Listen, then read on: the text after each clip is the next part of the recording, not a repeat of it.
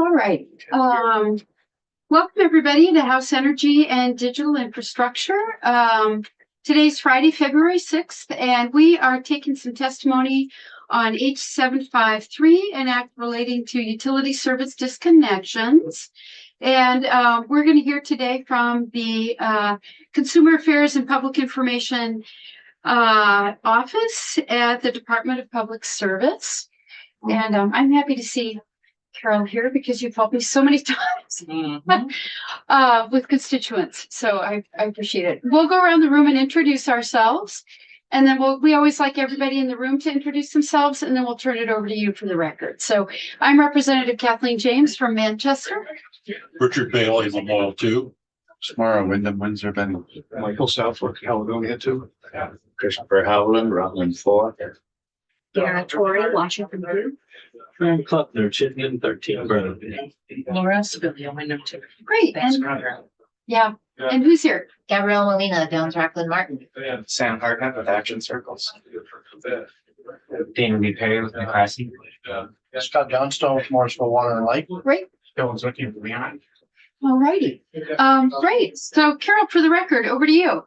Thank you. Madam Chair and committee members, thank you for providing this opportunity to testify. My name is Carol Flint. I serve as the Director for Consumer Affairs and Public Information at the Department of Public Service. We are focused on affordability at the department and also on the burden of electric rates. The department is actively working to help Vermonters with utility affordability on many fronts. Our work includes efficiency efforts and efforts to keep rates as low as possible. You've likely heard from my colleague, TJ Poor, about those activities. Probably also Karen Johnson, our commissioner. Jay leads the department's planning division, and he can talk more about efforts that are currently underway or planned if you have further questions around affordability specifically. Kathy looked at disconnection data for April over a 4-year period. So folks have quoted the governor saying 31% increase in rates. And so we had looked at April to serve as a proxy for hardship and challenges consumers face. I can't remember the source of the quote that April is the cruelest month, but I often say it as well. It promises to be lovely and full of flowers, but it's really quite cold and coming off winter, and there are a lot of bills. It is a particularly difficult month with a high number of disconnections. So that was our proxy. Disconnections increased by about 31% between April of 2022. This is a sum total 1,704 disconnections that the utilities reported to Public Utility Commission for that month and that year. And in April of 2025, there were 2,227 disconnections, again, sum total reported by utilities to the PUC. And that's where that 31% statistic comes from. The data that the department reviewed did not include pre-COVID numbers, and that has been a question. But I did take a look at the Energy Justice Lab's data before coming in this morning, because they have summaries for earlier years. So I looked at April for 2017, 2018, and 2019, to see what it looked like before COVID. And in 2017, there were 2,027 disconnections. In 2018, 2,312. And in 2019, 2,671. So that data shows that the number of disconnections that occurred last year is about what they were in 2018, but somewhat lower than 2019. So what we're seeing is a reset to pre-COVID trends, higher numbers of disconnections that we hadn't seen in 5 years. Yeah. Just want to clarify, these are actual disconnections, not disconnection notices, correct? That's right. These are actual disconnections. And then for 22 and through 25, I just took a quick sum to see how many of those were reconnected. And about 85% were reconnected. And so they're disconnections, and people pay and they get reconnected or pay something, make an arrangement. Thank you. You're welcome. Hi, Carol. Sorry, I was late. Is there a reconnection charge then? So those charges vary by utility, and there are reconnection charges. And in some cases, disconnection charges if they have to go out and do that manually. If there is a remote disconnection, which is a relatively new tool that is afforded the utilities by legislative action and will change recently the last couple of years, utilities are not allowed to charge for that remote disconnection presently. Do you have a sense of the range of disconnection, reconnection charges? I didn't Okay. do It's more that. utility question, but yeah. It varies enough that I wouldn't want to throw out numbers and go out to it. Thank you. You're welcome. I had a few questions. I know you're going to give us the written testimony, but I had a few questions about the numbers too. I just wanted to make sure I was understanding. So the 31% increase stat, it wasn't like a year over year. It just took April 2022 versus April 2025. So how did we look coming, I guess, out of the pandemic, right out of the pandemic? And then how are things looking now? So there was a moratorium on disconnections during the pandemic. Right. And so we started seeing disconnections again in 2022. And so the numbers that I just quoted from the Energy Justice Lab's data shows that we're about on par with what we were seeing before the pandemic. You might see 5 or 10% up or down, but if I were to put it on a line graph, it wouldn't look dramatic. Okay, so there was that jump, and that was probably the startling number that we heard in the governor's speech. Exactly. From 2022 to 2025, it went whoop. Yep. But what you're seeing now more over time between pre-COVID and now is level? I wouldn't say level, but not dramatic, not that 31%. Okay, And so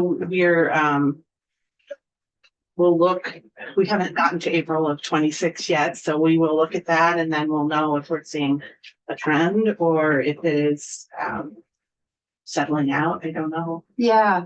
Not much is the same as pre-COVID, so it's a little hard to.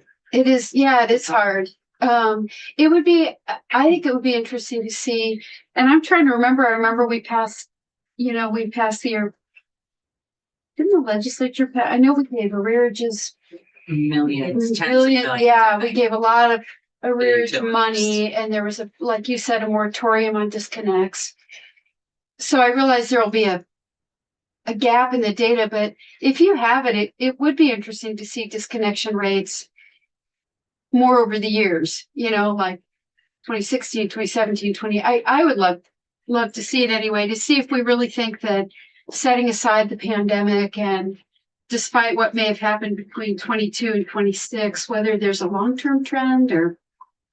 So those reports are filed individually in PDF format with the PUC. And so I can say the data exists. It requires opening every PDF for each utility and keying the data in. Oh, So I don't have it at the ready. It's not like I can just query a database. yeah, query a produce database.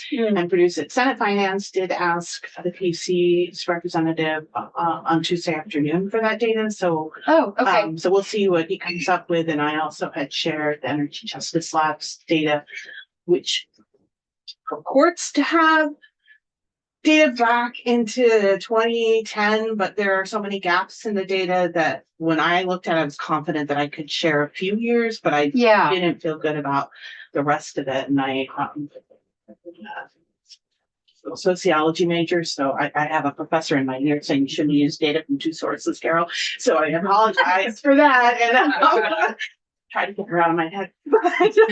and But anyway, yes, that is another data source that does exist at the ready to query. It's just missing some elements. So. and April is, you said, typically the highest month for It's just. not the highest. It's just a good proxy for hardship because once coming out of the winter rules have expired. Oh, right, People have okay. run out of fuel assistance. It's a tough month. So So it's a good, yeah, it could be sort of a worse, like could be worst case. Yes. yeah, okay.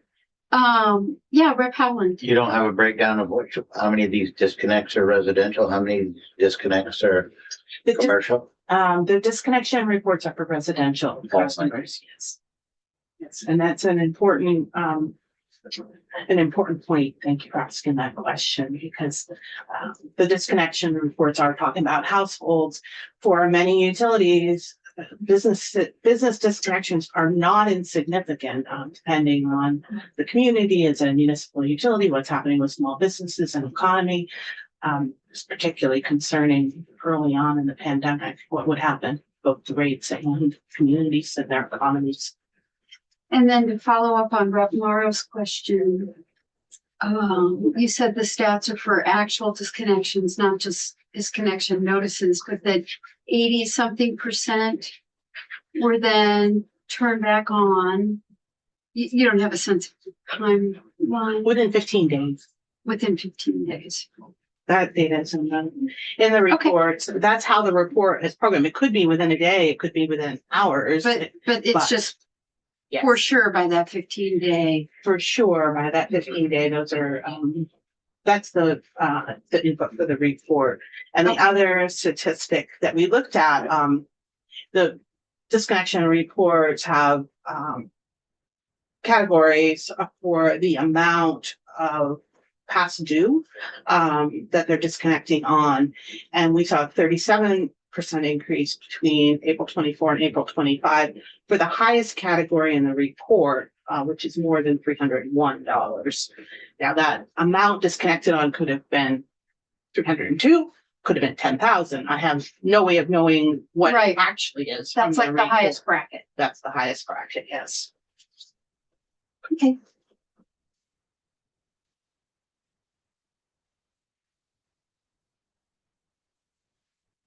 So I wanted to turn my attention to some specifics in H753. Section A requires that a certificate from a physician or other licensed healthcare provider remain in effect for the time period specified in the certification.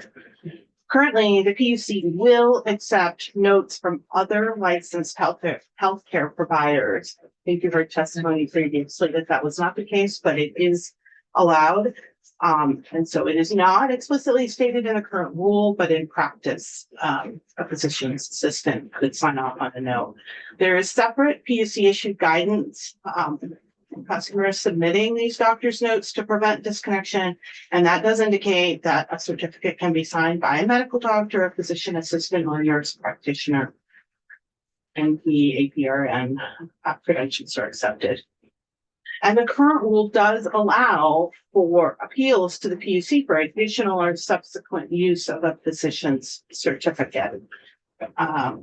So for those first two, the commission does not need to be notified, but if the customer wanted to use a third physician certificate in a row or a fourth or higher, then the physician certificate must be submitted to the commission, because the commission may order the use of a physician certificate beyond the limitations listed above.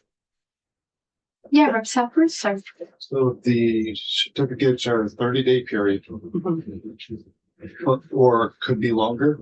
Do you see many that are longer than 30 days? So the language in H753 allows for a longer period. The current rule is 30 days, then a second note is possible. And if someone wanted to appeal for subsequent periods of time at 30-day intervals, the way the rule is written, then they could appeal to the PUC for that.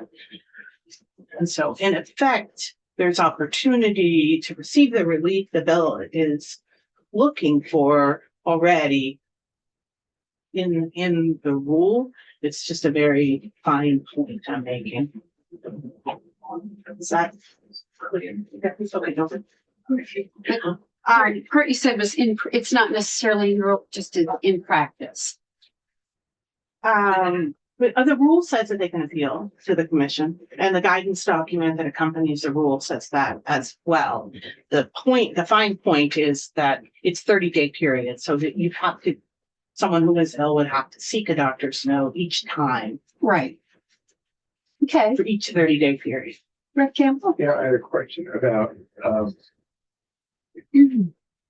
whether, some sort of certificate or something. Actually, more whether the health hazard is the only criterion. We heard yesterday from folks representing parent child centers and the presence of young children in the house, could also be obviously a serious concern. So I guess I'm wondering whether you have heard, issues around that in the disconnect process. Certainly, young children in the household coupled with medical concerns, for sure. We've heard, Well- or had, right? For Just the young children. not I mean, that I've been, it's easy to imagine someone, hitting someone living sort of on the edge and hitting an unexpected bill, absolutely, and testifying for the Department of Public Service today. So in my work there, I have not had Yeah, okay. families talk to me about that. 22 years with Community Action Agency. Yeah, okay, right. Before that, Yeah. over my decades of experience helping people, Yeah, it's absolutely a concern. We have protections in the rule for elders, and that there are some states that do have protections for families with young children. Mhm.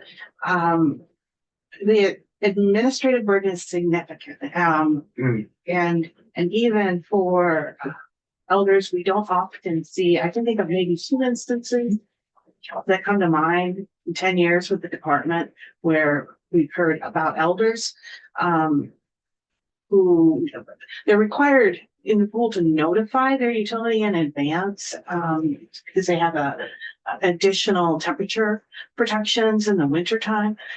But it is very rare we get a complaint about that because the winter rules are fairly robust. And that is not a community that complains about winter much for us, frankly.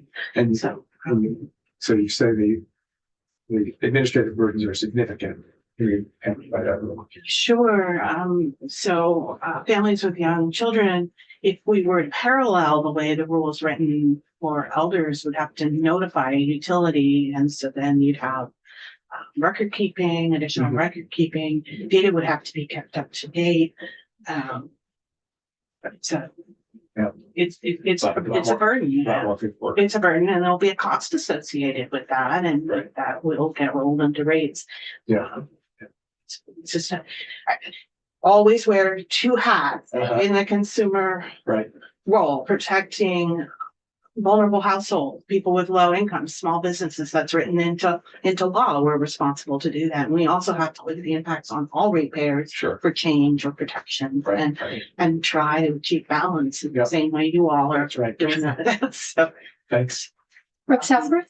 Just Oh, sorry. one, Yeah, go back to the 30 days and then in the rule, it says except upon written order of the commission. Mhm. Have you ever seen that utilized where it's extended or the period of time is extended so that they don't have to keep filing every 30 days? I don't think I have. I think it's only been for 30-day intervals, in succession. And I have seen that for a number of periods of time. The rule got tightened up a little bit a couple of years ago. So this 1 and then 2 and then a third one at another time, not consecutive, is relatively new, last couple of years. But I have seen multiple physicians' notes approved and utilized in a calendar year. So you've never seen anything go beyond those 30-day periods? I have, yes, I'm sorry, but I wasn't Okay. answering that the way you could understand me. no. I'm sorry, yes, multiple, 5, 6 times Okay, a year. all right, thank you. And what does that process look like? Like, it's easy for someone to reach out to you. They, on the disconnection notice, your phone number's there. How do they interact with the PUC? They would, if they did reach out to us, we would refer them to the PUC clerk. They answer their telephone, staff that, it's not like it's just going to a dead mailbox. So they're receptive, and the PUC would, has a regular standing meeting, and if it needs to be added to their agenda, then they will address it. And if there is an emergency, and we do have them, they're few and far between, thankfully. Our utilities are generally very responsive. The PUC is responsive. We're responsive. I can only think of 2 times we had to file and say, something bad is about to happen. You need attention today. But if I need that, the lawyers will help us get that attention and be at the department and we get it done. So, yeah, so there is good process. Yeah, Raphael. Could you give us a little information about if somebody comes to you with a disconnect issue with a utility? How is your interaction with the utility? Has it been workable? Are they? How does that process work? So if you want to see a third party evaluation, where we were recently reviewed by the state auditor's office, and the statistic that they threw out was that 96% of the time Vermont utilities were responsive and helped to address the complaints that they reviewed. Some of those included disconnection complaints, but some of them could have been telecommunications issues or not related to an electric situation at all. Generally speaking, I would say that the electric utilities would hit higher than 96% of the time. At the same time, we will hear back quickly. There are standards for response time from the utilities, and that is measured. There are also standards for escalations of complaints, and we don't have those kind of problems here in Vermont. They are responsive. My division holds an annual summit with customer service representatives. We like to do that in person so people can ask questions and get answers without being videotaped or, just put it out there and we'll talk it through. And we practice together on case situations and rule interpretation and application. Thank you. You're welcome. So we're more familiar with electric and a little bit of gas, but not water, really. So do you get water disconnection Yes. calls? And Yeah, so water is which water companies that the PUC regulates. I cannot quote you chapter and verse on the law and the rule, but they're very small companies, and some of them have been inherited from one generation to the next. One water utility that people in this area know about because they were in the news a lot is Bolton Resort. So we've got a couple ski areas, a couple campgrounds, maybe one or two. Sometimes the customers are 3 customers, 5 customers, 10 customers. There's a water company here in Berlin that might have a few dozen customers in one location, a few dozen in another. So this is not like ANR's regulation of water companies that are larger. These are these legacy little tiny ones that I can't imagine giving them additional regulatory burden. They're for me like that. I'd rather work on a complicated family household situation than any water company. It's elders who got stuck with this thing. Their husband passed away or their father, and then they're trying to deal with probate and water company. Like really hard to anyway, shouldn't be hard. So I can talk about that a little bit more. Is this a good segue for me to move on then into, so paragraph B in the bill is about extreme heat. I will talk about water companies a little bit later. So the department is supportive of curtailing disconnections during periods of extreme heat because of concerns for vulnerable Vermonters. Absent any specific rule, in the past, we have addressed this concern by asking electric utilities to voluntarily hold off on disconnections during heat waves. And this has been successful. Extreme heat could be defined in a variety of ways. It certainly is something that feels like moment different for me than others and different regionally. The U.S. Environmental Protection Agency interactive maps paint scenarios for extremely hot days going forward based upon warming temperature trends. And they count extremely hot days as days when the temperature equals or exceeds 95 degrees Fahrenheit. There are also references to multiple day periods. So it's the third day or the second day that it's really gets us to extremely hot. National Weather Service data for Burlington for days the temperature equal or exceeded 90 degrees Fahrenheit shows us that between 2015 and 2019, there were 65 days exceeding 90 degrees Fahrenheit, and between 2020 and 25, there were 68 days exceeding 90 degrees Fahrenheit. And that's indicating just a slight warming trend. There wasn't a readily available data set for 95 degrees. And I think the temperature 92 degrees has been discussed as well. And there isn't data for that either that was readily available. So again, we addressed extreme heat situations in practice, but it is not in the current.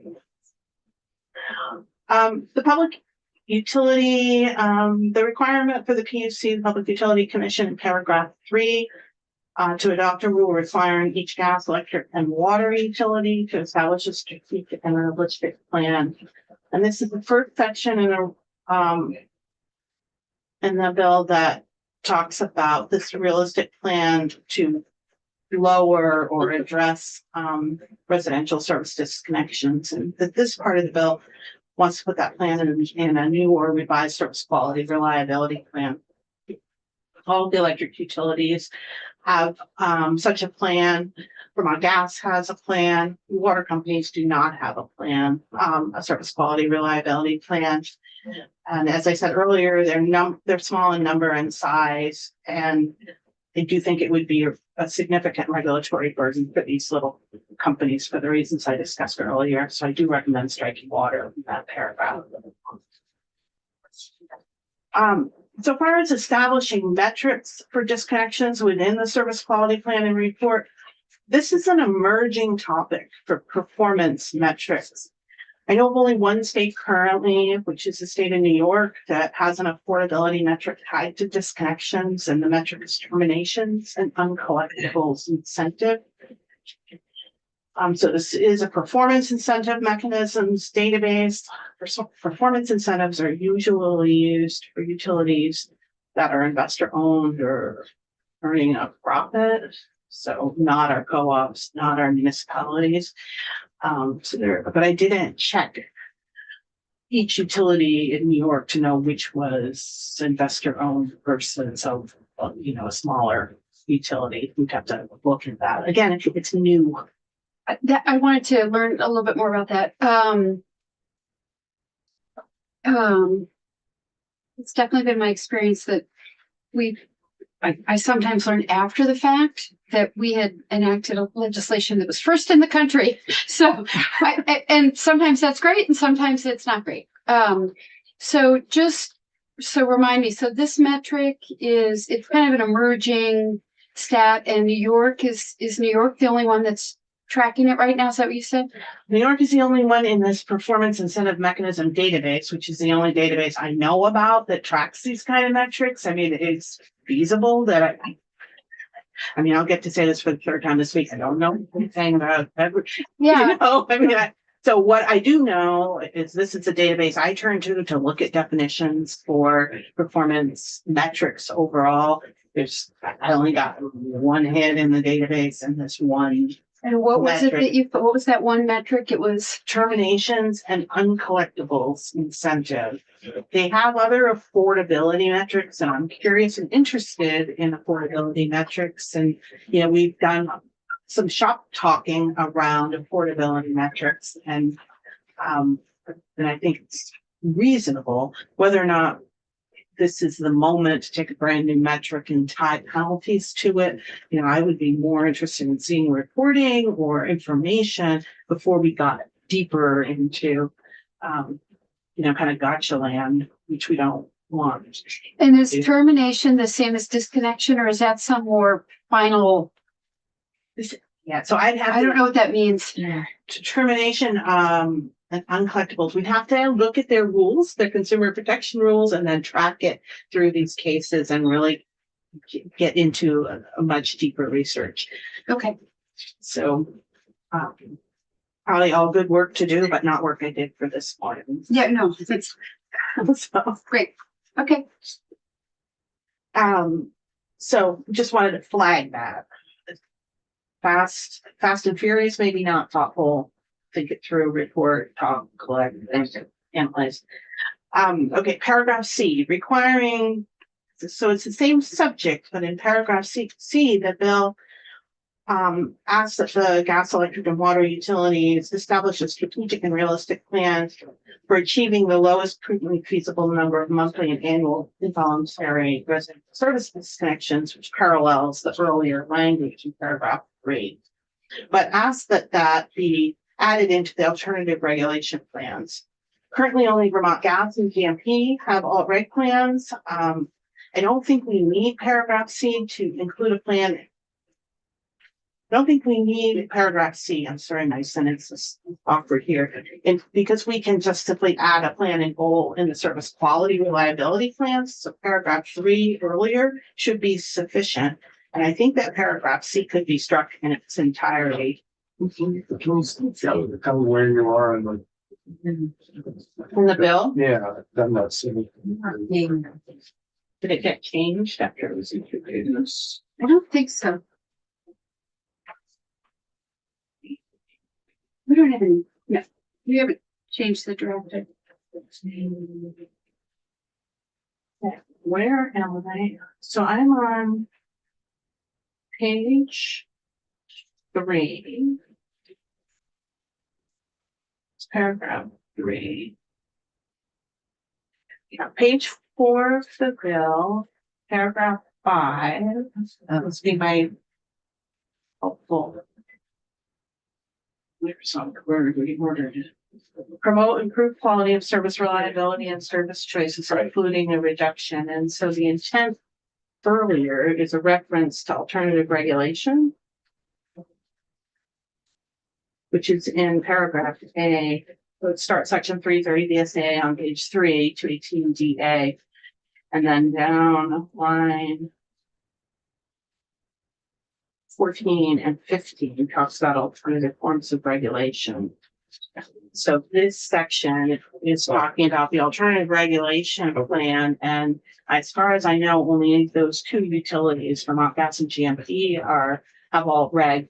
There's also the IRPs, but we don't. That is such a big document now. I think that earlier in the bill, you ask for such a plan to be included in the service quality and reliability plan, and that certainly could be, for a tiny little utility like Jacksonville, it might be a paragraph, or a big utility like GMP, 3 or 4 paragraphs or an addendum to that plan would be how I would imagine it.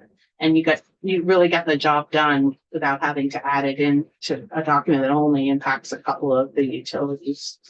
So you're suggesting that subdivision 5 on page 4, starting on line 9, is what is not needed. Well, 5, I think, is original language, promote improved Yeah. quality of service reliability and service choices. And then where that comma is, you could simply put a period and strike the rest of the sentence. And I think you've done what your intention is, probably without having to add that language. Okay. Great. Just wanted to clarify. Yeah. And then if you did decide to keep it in there, then I would still respectfully request taking the water. Right. Oh, like that. And I don't know why I have paragraph C labeled here. So I think that includes what I have to say. Do folks have any additional questions for Carol? Yeah, we have a couple. Did I get the disconnect from 24 to 25, you said maybe the 31% increase? Just 20. In April of 22, the disconnections were 1,704. And in April of 25, 2,127. And I will make that correction on the numbering and then submit this. So you have it in writing as well, sir. You're welcome. Yes, I just wanted to clarify this was what I came at, on page 2, subdivision 2A, line 12, where it says certificate from a physician or other licensed healthcare provider. That expands what is we're in rule 3.300 now, right? It does. And you were supportive of that. Is that right? I was neutral. I wouldn't Okay. go so far as to say that I'm supportive of it. I think that that the rule is written currently. It's just a physician certificate now. It allows for, right, but in practice and as implemented, the PUC accepts certificates signed by nurse practitioners Okay. or physician's assistants or Okay. other So in credentialed and licensed. So in practice, that I is see. true. Okay. So again, it's not a significant problem. If we were recrafting the rule, it would be nice to get that done, but I wouldn't open rulemaking. I wouldn't recommend rulemaking for just that reason.